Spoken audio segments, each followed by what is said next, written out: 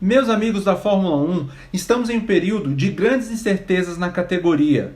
Muitos estão dizendo que vai começar em julho, mas isso eu falo no final do vídeo.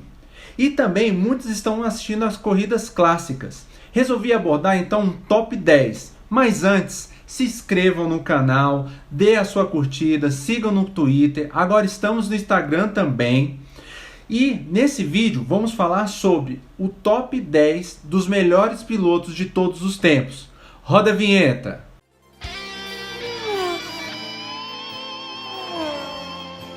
Abrindo uma série do top 10, vamos começar com os pilotos. Toda vez que alguém faz uma lista com essa, causa repercussão e polêmica. Nessa minha lista, levo em consideração não só os números, mas alguns requisitos como o que o piloto fez durante sua carreira, talento, poder de definição, contra quem ele competiu, o que ele pôde tirar do seu equipamento, mesmo não tendo os melhores carros, iniciativa, ousadia, ambição e competitividade. E fora da lista tem mais dois pilotos que também irei citar no final do vídeo, são dois coringas. Vamos lá!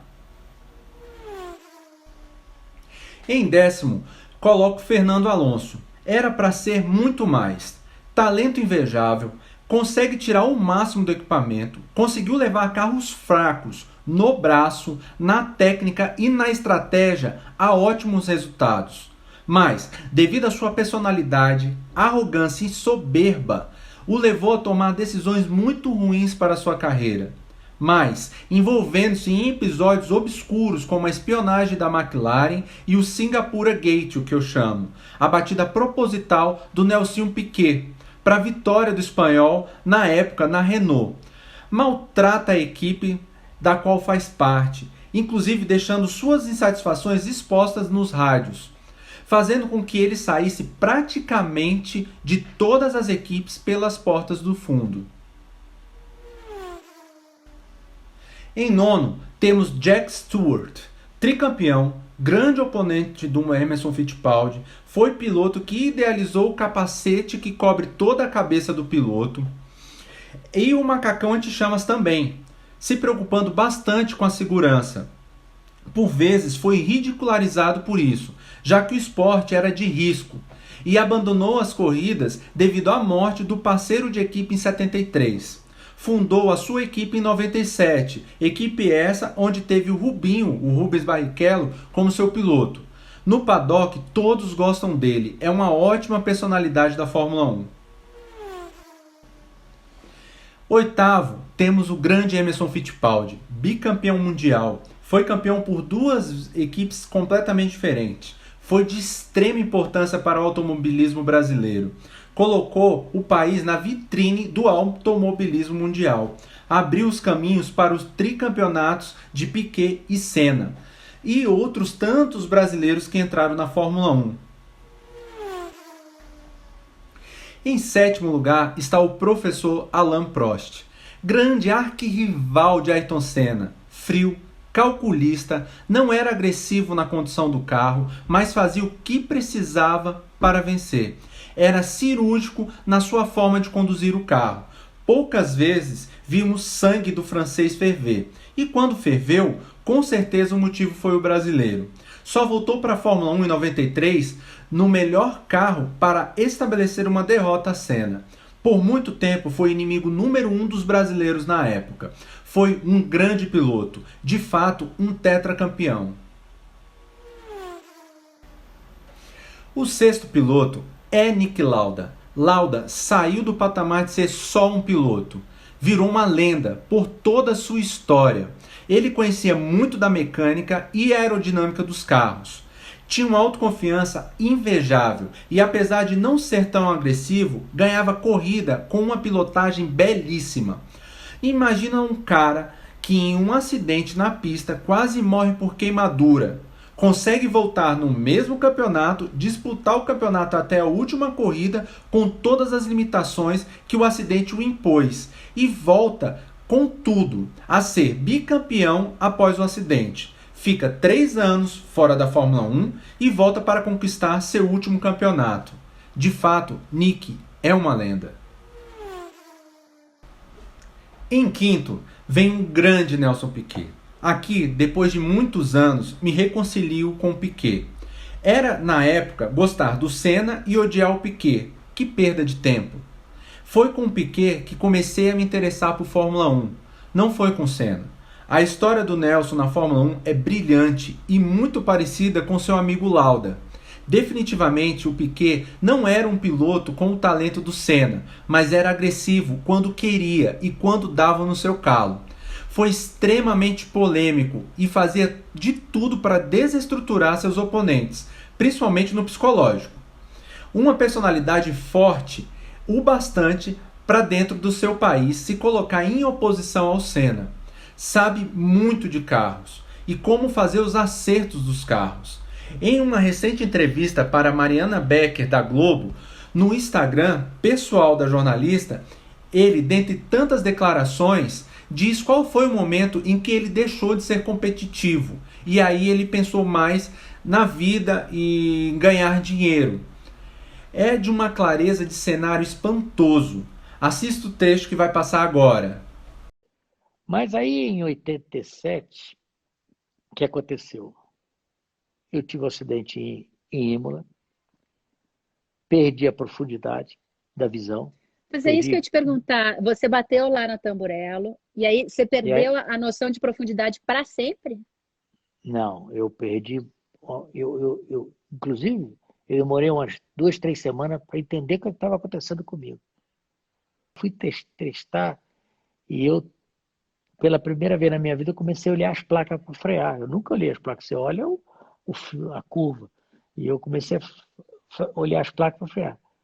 Então, se você quer saber, o meu automobilismo acabou ali em Imola. Olha. E aí eu fui melhorando durante o ano, mas o que aconteceu?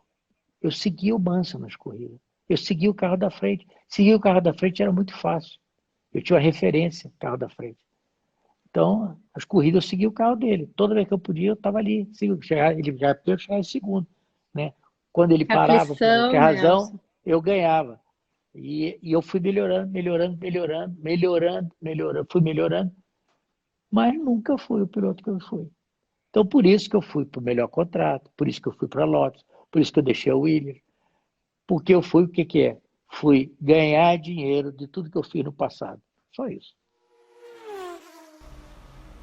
Em quarto está Michael Schumacher, sinônimo de números e recordes. Entrou na Fórmula 1 e aprendeu com os grandes. Tinha Senna, Prost, Mansell, Piquet, enfim, dentre outros. E acabou sobrando só ele. Guiava muito. Impressionante como ele conseguia controlar suas corridas e desempenho nas voltas. O que a equipe pedia para ele fazer na pista, ele correspondia exatamente como foi determinado, como se fosse um relógio, um robô. Olhar para o alemão e comparando com o futebol, é uma semelhança a ser o Cristiano Ronaldo. Tem talento, mas muito mais treino, foco e determinação. Tanta determinação que por vezes ele foi sujo nas disputas na pista, sendo chamado por alguns e por mim também como Dick Vigarista, personagem do desenho Corrida Maluca. E por esse jogo dentro da pista que ele não tem o meu respeito. Quando teve oponentes à altura, pilotos ou pilotos com equipamentos muito bons, teve grandes dificuldades e acabou perdendo, por exemplo, para o Damon Hill, para o Jacques Villeneuve e principalmente para o Mika Häkkinen, com seu bicampeonato. Chegamos na tríade, triângulo formando o diamante da Fórmula 1. Em terceiro vem Lewis Hamilton, talento, determinação, agressividade. Com o tempo e com a experiência, ele soube dosar cada dessas características. Vai superar o Schumacher em números, não resta dúvidas. Lewis é da estirpe de grandes e talentosos campeões. É o cara que nasceu para isso, aficionado pelo que faz. Se o Schumacher é o Cristiano Ronaldo, Hamilton seria o Messi. Não precisa muito falar dele, pois ele escreve a história na atualidade. Todos estão vendo o que ele está fazendo. Vale a pena parar para assistir a Fórmula 1 por causa da sua pilotagem. Em segundo, vem Juan Manuel Fangio.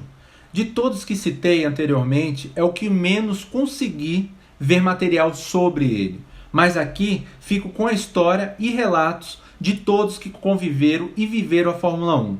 Não é à toa que é lembrado por todos os pilotos até os anos 90. Todos o reverenciavam. Era o ídolo do Senna. Era onde o brasileiro queria chegar. Ayrton achava que chegar nos 5 títulos de Fangio era seu objetivo de vida profissional. Eis aqui mais uma lenda. Bem, chegamos ao primeiro lugar. E não tinha como não ser Ayrton Senna da Silva. Dispensa qualquer comentário. Se temos um Ronaldo e um Messi, se Senna definitivamente foi o Pelé das pistas. Me arrisco a dizer que foi o maior ídolo do esporte brasileiro pós-Pelé. Um símbolo brasileiro. Nada será igual ao que uniu o povo a Ayrton. Segundo Piquet, ele só não sabia acertar carros, mas aí já é intriga do outro brasileiro. O nome Senna fala por si só. É campeão. É o grande piloto da Fórmula 1. Depois do top 10 e dito tudo isso, vou citar 2 pilotos aqui. Um pelos seus números, que não podem ser ignorados, é um fato. O outro por uma memória afetiva minha, uma grande memória afetiva. Primeiro, o dos números, Vettel, tetracampeão. Não entra na minha lista porque acho ele superestimado. E de fato, para mim, conquistou um campeonato contra adversários. Só o seu primeiro campeonato. O resto foi toda a corrida, foi um passeio dele na pista. O carro era de outro mundo, aquela Red Bull. Já tocar no nome do outro piloto é falar de Mansell. Era maluco, segundo Piquet, burro que só. Mas rendeu grandes disputas na pista e grande imagem para a Fórmula 1. Já empurrou o carro para passar na linha de chegada, já perdeu comemorando antes da hora, já acabou a gasolina, ele para ganhar, era afobado e todos sabiam as suas limitações. Vide o último campeonato vencido pelo Senna. Senna se garantiu na afobação do Mansell. Foi campeão com um carro extraordinário, mas foi campeão uma só vez, porém foi bem merecido. Então, meus amigos, é isso. Foi o primeiro top 10 do canal. Voltando à história do começo da Fórmula 1 em julho. A empresa que comanda a Fórmula 1 está trabalhando com a data de 5 de julho. E não é só uma negociação financeira e entre as equipes e a empresa. É uma negociação de Estado, abertura de fronteiras, enquanto estão todas fechadas. Principalmente na Europa. Se não abre as fronteiras, não tem como os caminhões e todas as equipes se transportarem entre os GPs. Ou seja, sem isso não há Fórmula 1. Então, assim, muita calma nessa hora e ainda continuo dizendo Fórmula 1 só em 2021.